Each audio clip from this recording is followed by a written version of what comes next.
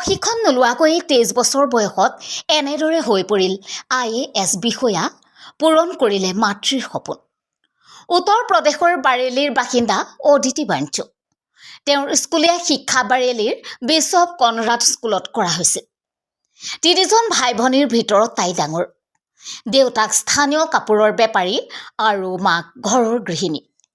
খবৰ অনুসৰি অদিতিয়ে UPSCৰ পৰীক্ষাৰ বাবে কোনো GS কোচিঙত যোগদান কৰা নাছিল।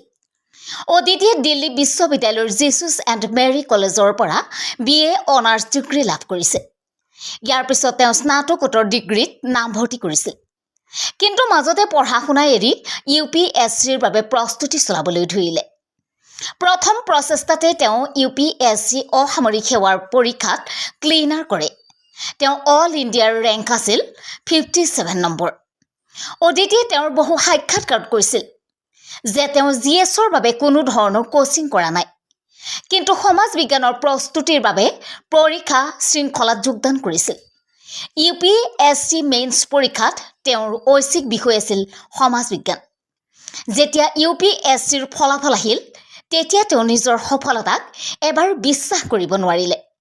গতিকে তেওঁলোকে ফলাফলৰ PDF ফাইলটো দুবাৰ ডাউনলোড কৰিলে।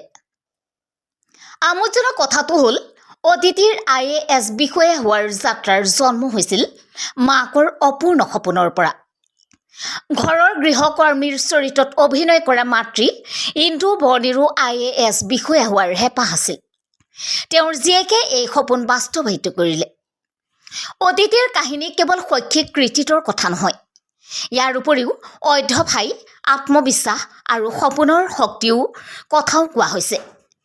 অদিতিৰ এই কৃতিত্বই প্ৰমাণ কৰে যে UPSCৰ দৰে প্ৰতিযোগিতামূলক পৰীক্ষাত সফলতা লাভৰ একমাত্ৰ উপায় কোচিং নহয়, নিষ্ঠা, অনুশাসন আৰু শক্তিশালী অধ্যয়ন পৰিকল্পনাৰ দ্বাৰা সফলতা লাভ কৰিব পাৰি।